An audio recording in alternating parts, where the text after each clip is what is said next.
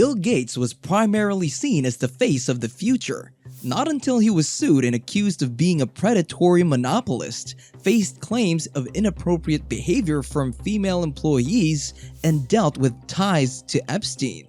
But his controversies started in the 1990s, yet Bill Gates used a multi-billion-dollar shield to hide everything. To understand why he fought so hard to protect his position, you have to look at how it all started. Bill Gates grew up exactly when computers were shrinking. They were moving from room-sized machines into tools regular people could actually touch. He decided early that software would be the real power behind that change. Born in Seattle on October 28, 1955, he was raised in a family that valued reading and competition. As a kid, he was intense about learning, often locking in on a topic and pushing until it made sense. In the late 1960s, he enrolled at Lakeside School, a private school that happened to have a rare computer terminal. Bill was only in middle school when he started spending his time there writing code and testing ideas. That is where he met Paul Allen. The two became close because they both believed computers were the future.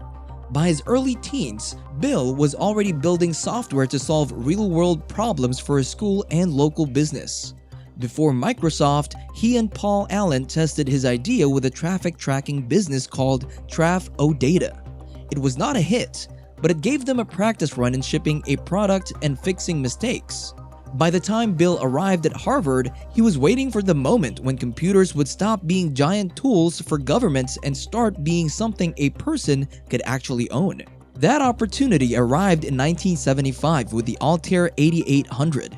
It was a microcomputer that arrived as a kit. Bill and Paul Allen realized the machine was useless without code, so they offered to build the software themselves.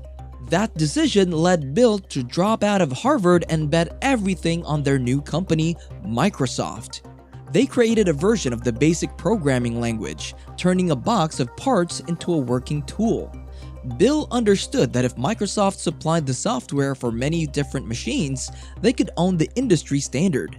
This meant his code would become the universal foundation every other company had to build on. This strategy paid off when IBM needed an operating system for their new personal computer. Even though Microsoft did not have one ready, Bill signed the contract anyway. He solved the problem by licensing an existing system called QDOS and turning it into MS-DOS. This move put Microsoft at the center of the computer revolution. At the time, using a computer meant typing complex commands, so Microsoft pushed Windows to make things easier. They swapped text for menus and on-screen controls. This was a long bet that eventually put a PC in every home. Soon after, they bundled Word, Excel, and PowerPoint into Microsoft Office. This release went beyond just selling software. It changed the way millions of people did their jobs every day. But with his rising success, more people turned against him. In 1998, the US Department of Justice sued Microsoft for illegally protecting its software monopoly. To make sense of why the government stepped in, you have to understand the specific trick Gates pulled. At the time, almost every personal computer in the world needed Microsoft's Windows operating system to function. But when the internet arrived, a rival company called Netscape created a highly popular web browser. Microsoft realized that if people spent all their time using Netscape to access the internet, they wouldn't care if they were using Windows or a competing system. Netscape was a direct threat to Microsoft's empire. The government argued that Gates didn't just compete fairly by making a better browser, he cheated. He used his total control over Windows to forcefully crush Netscape. He demanded that computer makers like Compaq and IBM install Microsoft's own browser, Internet Explorer, and he made it practically impossible for consumers to remove it from their screens. If computer makers tried to offer Netscape to their computers, Microsoft threatened to take away their rights to sell Windows, a punishment that would effectively put those computer makers out of business. In The Bill Gates Problem, journalist Tim Schwab explains that this massive legal fight cut Gates to the core. It destroyed his public image and exposed him to the world as a ruthless bully who went and broke the rules to win. At the time, Gates received so much hate that business magazines called him the Silicon Bully, and his rivals were so frustrated they spoke about him in violent terms, with one IBM executive anonymously stating he would like to put an ice pick in Gates' head. During a trip to Brussels, protesters literally threw pies in his face. Both Gates and Microsoft desperately needed a public reset. They needed the world to forget the bully, and that is when Gates Foundation arrived. By the end of the year 2000, Gates had moved more than $20 billion into his new foundation. But this wasn't just a charity. It was a massive organization that functioned more like a private government. By the 2000s, Gates had moved beyond software to become a global power player. Instead of just donating to existing groups, the foundation began creating its own global programs. Because it had more money than some small countries, it could set the agenda for global health. Because of his wealth, Gates had direct access to world leaders. Some politicians even admitted he was way more effective than the government. He acted like a super governor, using business rules to decide how to spend money on social issues without any public input. The Gates Foundation had enough influence to direct what public agencies researched worldwide. With $60 billion and its reputation, one person could decide which diseases got money and which ones were ignored. This let the foundation set the health goals for governments that did not have their own resources. Because the foundation provided such a large portion of the money for global health, it gained a seat at every major table. Leaders from the World Health Organization and various national governments began to rely on this funding. Over time, his philanthropy worked. Gates created a shield through his giving, until the COVID-19 pandemic happened.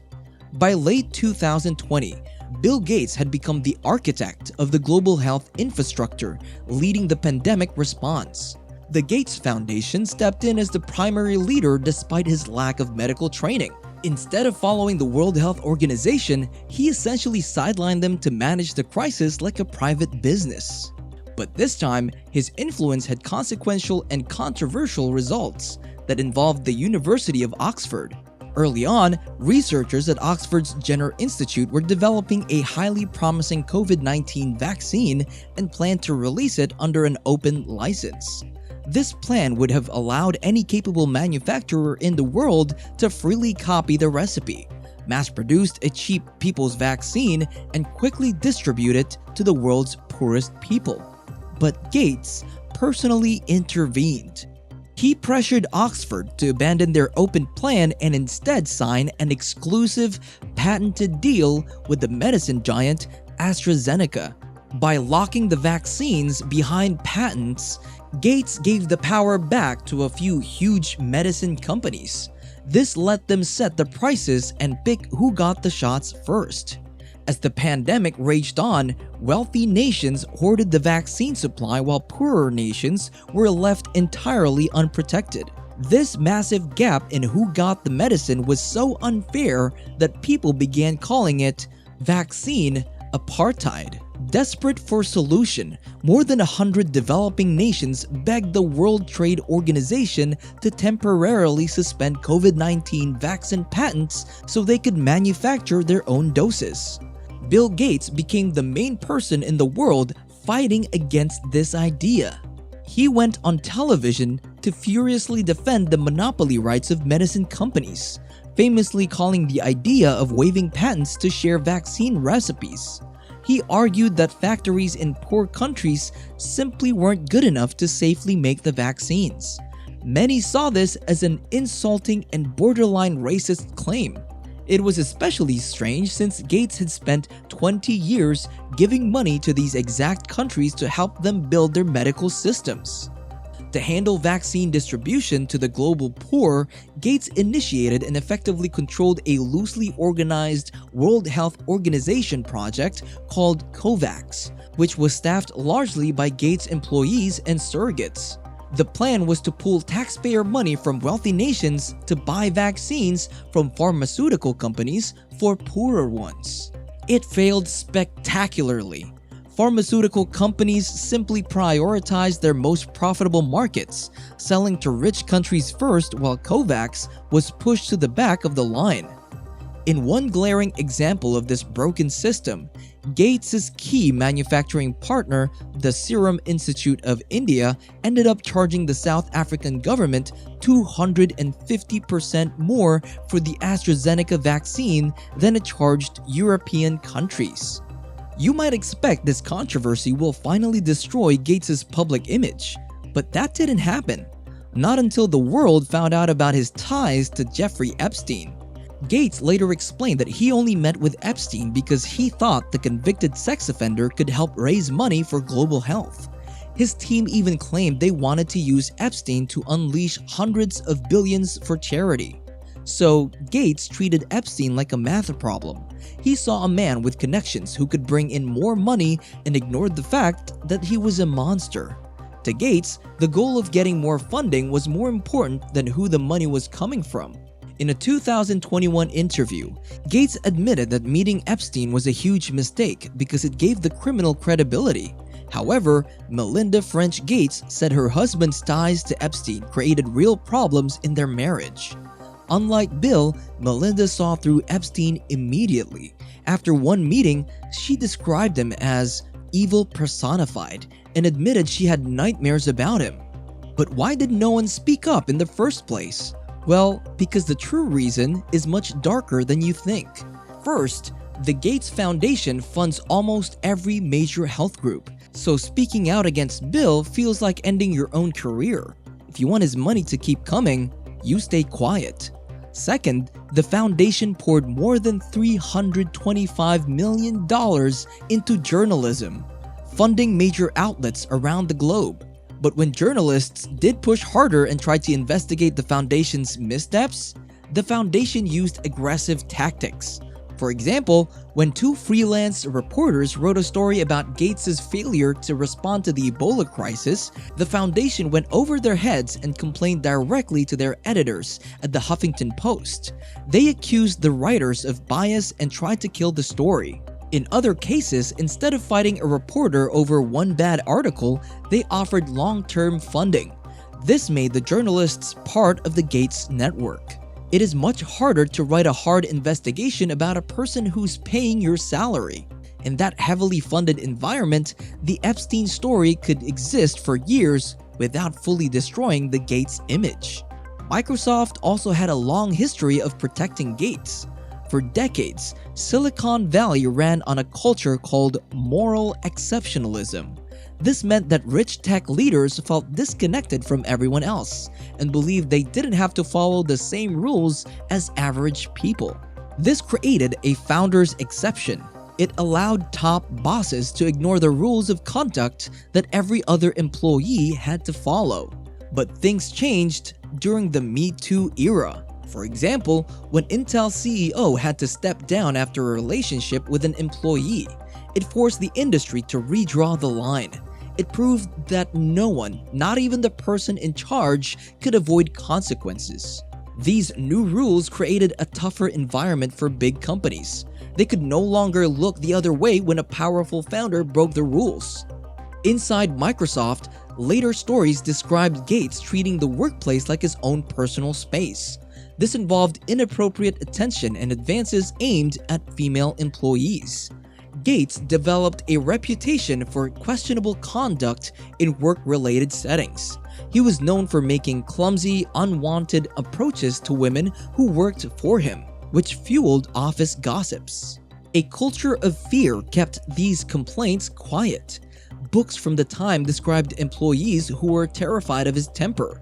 When someone made a mistake, he was known to become apoplectic, which meant he would get so angry that he would turn red and look like he was about to have a stroke. His staff often stood in silence because everyone was afraid to say anything that would offend him. The protection inside the company held for years, until it failed. In late 2019, a claim from inside Microsoft reached the board. The old walls started cracking. A Microsoft engineer claimed she had a sexual relationship with Gates starting in 2000. This forced the board to hire a law firm for a full investigation. The important part is how the board acted. Instead of supporting him like before, board members decided it was not right for Gates to stay on the board during the investigation.